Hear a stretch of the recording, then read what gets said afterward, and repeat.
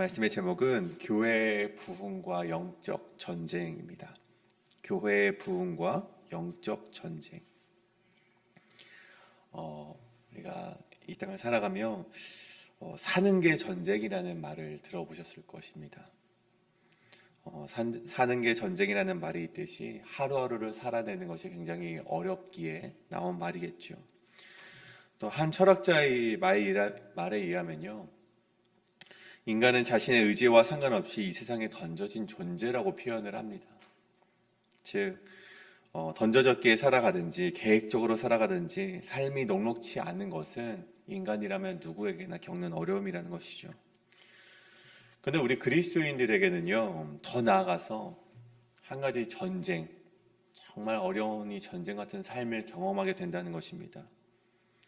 그 전쟁이란 무엇인가 하니 눈에 보이지 않는 전쟁으로 이 영적인 전쟁의 한복판에 우리가 던져져 있다는 것입니다.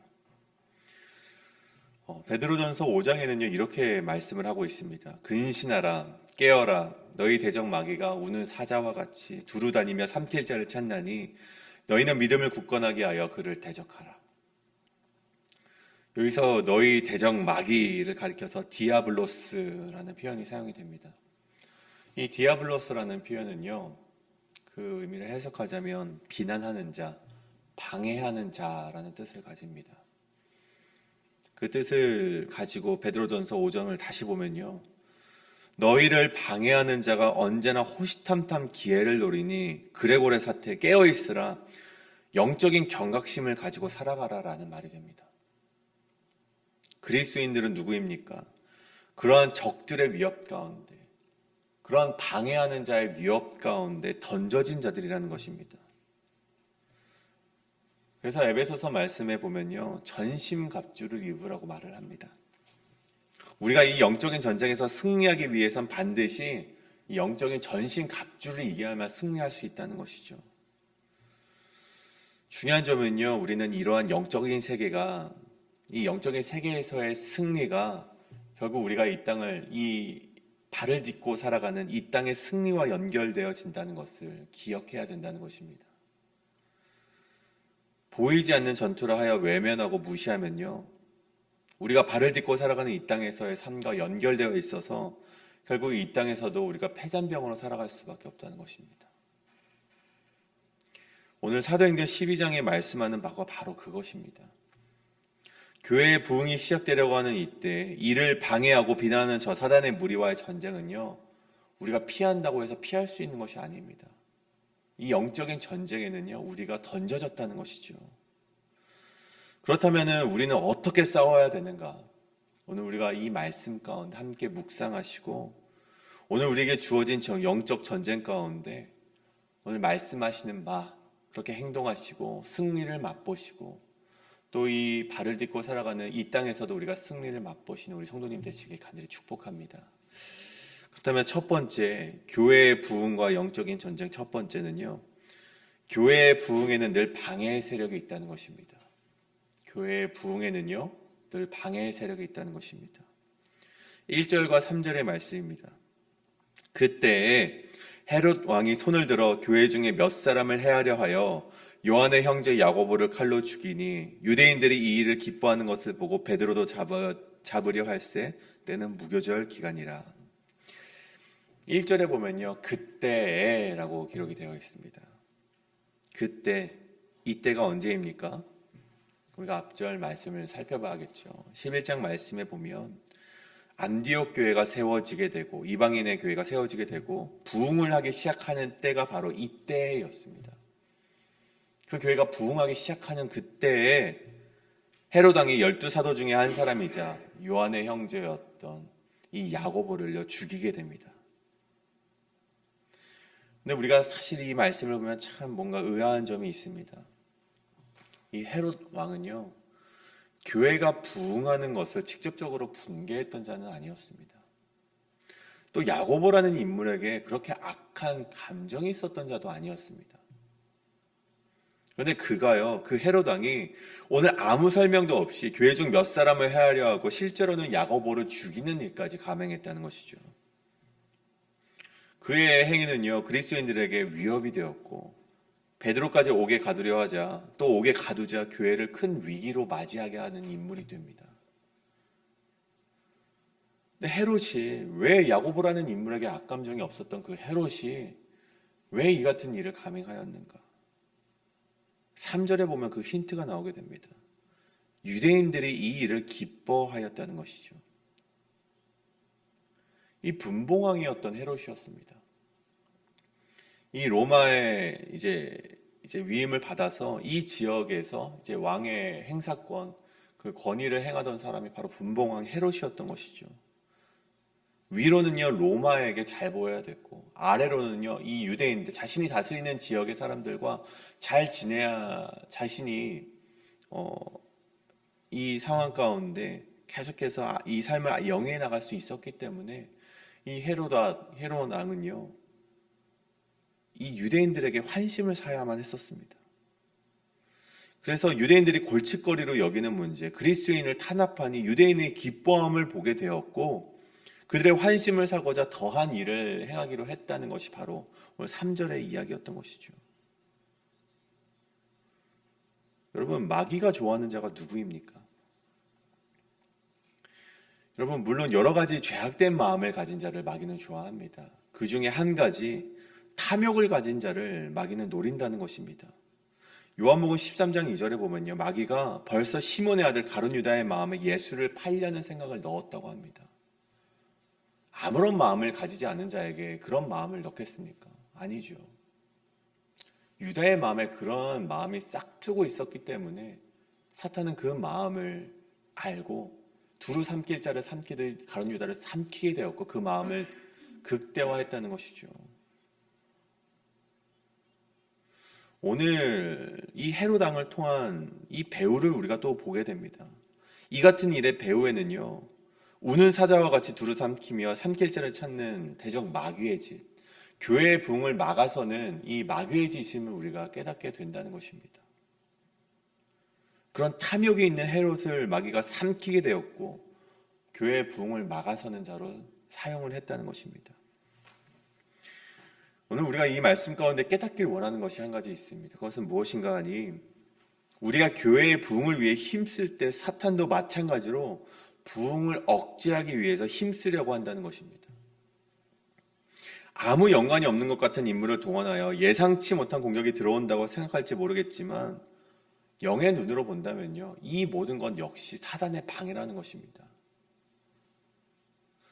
우리가 교회를 위해 헌신하고자 복음의 사명자로 살아가려고 할 때 우리의 마음을 상하게 하고, 전혀 예상치 못한 일이 일어나고, 전에는 아무 문제 없었던 것을 문제 삼는 이들이 일어나게 됩니다.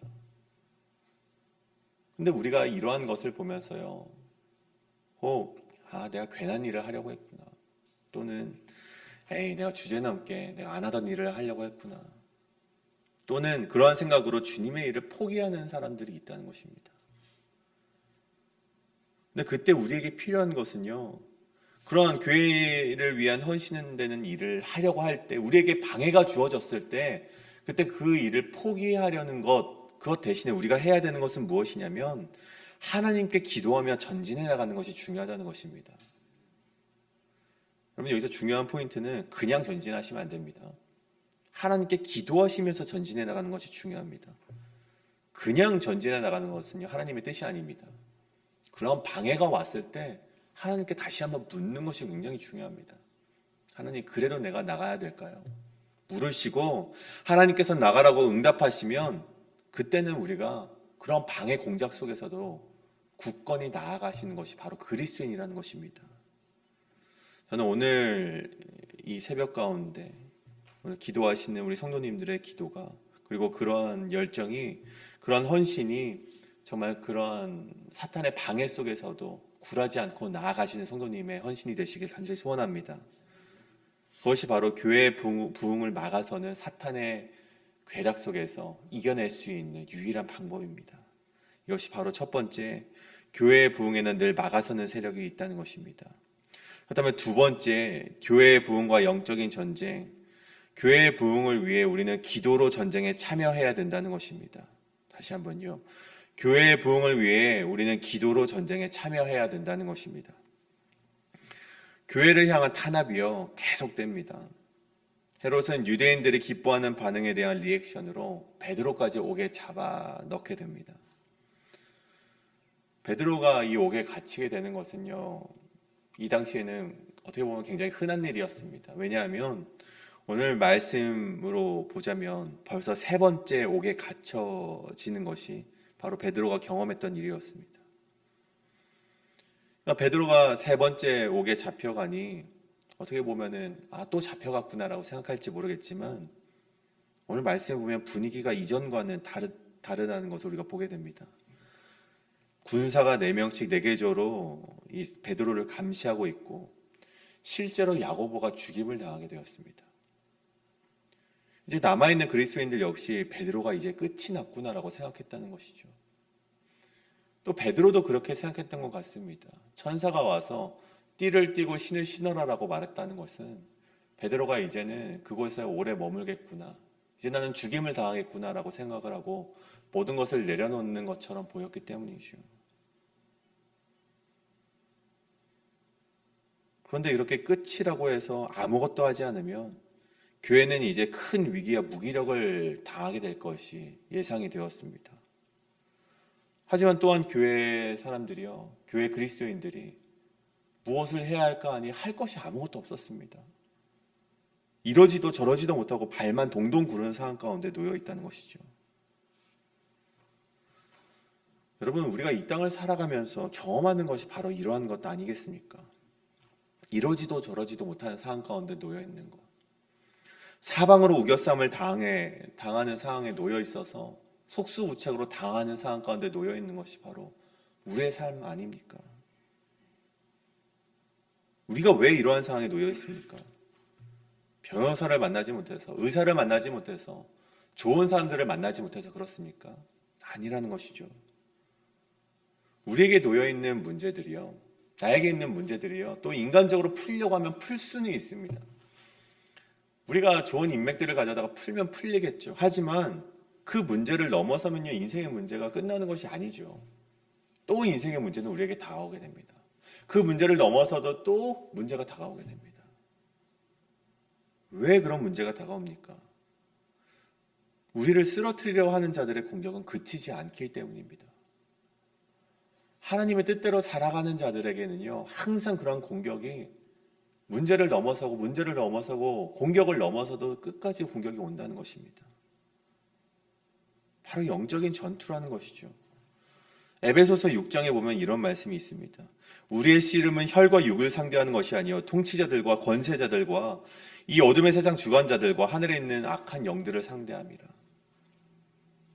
우리 앞에 놓여 있는 문제들을 어떻게 우리의 힘으로 넘어선다 하더라도 또 우리의 문제들은요, 계속된다는 것이죠. 그렇다면 우리가 전쟁에서 승리할 수 있는 방법이 무엇입니까? 계속된 문제 가운데, 계속된 어려움 가운데, 계속된 공격 가운데 우리가 승리할 수 있는 방법이 무엇입니까? 예수님께서 말씀하셨습니다. 이러한 것은요, 기도 외에는 이러한 종료가 나을 수 없다는 것입니다. 오늘 말씀 5절을 보시기 바랍니다.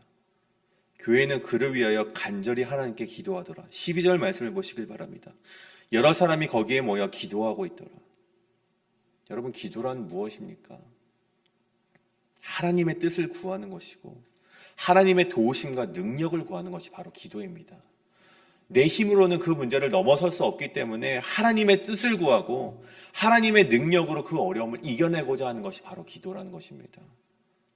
오늘 말씀에서 교회가 어려움에 봉착하자 다른 것을 하지 않았습니다. 무엇을 합니까? 그들이 모여서 기도를 했다는 것입니다. 첫 번째, 하나님의 뜻을 구하는 기도를 올려드립니다. 베드로를 향한 하나님의 뜻은 무엇인지, 이 고난을 통해서 말씀하시는, 교회에게 말씀하시는 하나님의 뜻은 무엇인지 그들은 알기 위해서 기도했습니다. 또 이 위기에 봉착한 순간에 하나님의 도우심과 능력의 손길을 바라는 마음으로 기도했다는 것입니다. 바꿔 말하면 교회는요, 이 영적인 전투에서 기도라는 무기를 가지고 나아갔다는 것입니다. 여러분, 여기서 우리가 분명하게 명심해야 될 것이 한 가지 있습니다. 무엇인가? 교회의 부흥을 막아서고자 움직이는 사탄이 교회를 향해서 먼저 공격을 합니다. 야고보를 죽였고 베드로를 옥에 가두게 되는 그런 공격을 하게 됩니다. 근데 교회는요, 곧바로 물리적으로 저 헤롯과 유대인과 맞서지 않았다는 것입니다. 왜 우리를 탄압하냐? 저들에게 찾아가서 따지지 않았다는 것이죠. 그 배후에 있는 사탄과 전면전에서 그들과 싸우지 않았다는 것입니다. 그들은 가장 먼저 무엇을 했는가 하니 하나님께 기도했다는 것을 기억해야 됩니다. 우리가 곧바로 사탄과 전면에서 싸우는 것만큼 위험한 것이 없습니다. 우리 사도행전 19장에 보면요, 이런 말씀이 있죠. 떠돌이 유대 무당들이 바울이 자꾸 귀신을 내쫓는 것을 보면서 야, 우리도 한번 해보자. 떠돌이 유대 무당들이요, 예수님의 이름으로 귀신을 내쫓으려고 합니다. 또 유대 제사장의 한 아들도 그런 일을 행해요. 하지만 귀신들이 그들을 보면서 뭐라고 합니까? 도대체 너희가 누구냐? 나는 바울이라는 이름도 들었고 나는 이 사도들의 이름을 들었지만 너희의 이름을 도저히 모르겠다. 그렇게 말하면서 귀신이요, 그들에게 뛰어올라서 상처를 입혔다고 합니다. 여러분, 우리는요, 사단과 직접 싸우는 그리스도인들이 아닙니다. 그리스도인들은 누구입니까? 하나님께 집중을 하고 하나님께 이 전투를 맡겨드리는 것이 바로 그리스도인이라는 것입니다. 예수님 역시 사단마귀의 시험 가운데 항상 말씀하시는 것이 있었습니다. 사단마귀의 세 번의 시험 가운데 가장 먼저 말하는 것이 무엇이었냐면 기록되었을 때, 성경에 기록되었을 때, 또 사탄이 공격하자 기록되었을 때, 또 공격을 하자 기록되었을 때, 하나님의 말씀이 기록되었을 때, 하나님의 말씀이 이러하다. 근데 너가 나를 이렇게 공격을 하느냐? 예수님 역시 하나님의 말씀으로 사단에게 선포하셨다는 것입니다. 영적인 전투에서 중요한 것은요, 우리가 직접 가서 곧바로 싸우는 것이 중요한 것이 아니라 이 전투의 승리자이시자 이 전투를 참여하시고 앞서서 싸우시는 하나님께 우리의 모든 것을 내어드려야 된다는 것입니다. 그때 우리는 하나님께서 일하심을 보게 될 것이라는 사실이죠. 16절에 보면 베드로가 문 두드리기를 그치지 아니하니 그들이 문을 열어 베드로를 보고 놀라는지라. 베드로가 살아오는 것을 그들이 보게 됩니다. 그들이 기도하게 되었을 때 23절에 헤롯은 주의 사자가 곧 친히 벌레에게 먹혀 죽였더라. 그리고 24절에 하나님의 말씀을 흥황하여 더하더라. 여러분, 우리가 이 교회가 기도를 하니 우리가 살아가는 삶의 현장과 연결이 되어짐을 보게 된다는 것입니다.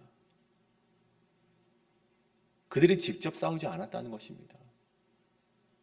물론 하나님께서 말씀하시고 너희가 가라고 하면 우리가 순종하는 마음으로 가야 하지만 가장 먼저 우리가 해야 된다는 것은요, 이 영적인 전투에서 가장 먼저 우리가 해야 되는 첫 걸음은 하나님께 이 전투를 맡겨드려야 된다는 것이죠. 여러분, 우리에게 오늘 주어진 문제가 있습니까? 소망이 없고 속수무책으로 당할 수밖에 없는 상황 가운데 놓여 있으십니까? 그렇다면 우리가 가장 먼저 하나님께 기도드리시고 이 영적인 문제를 하나님께 맡겨드리시는 성도님 되시길 간절히 축복합니다.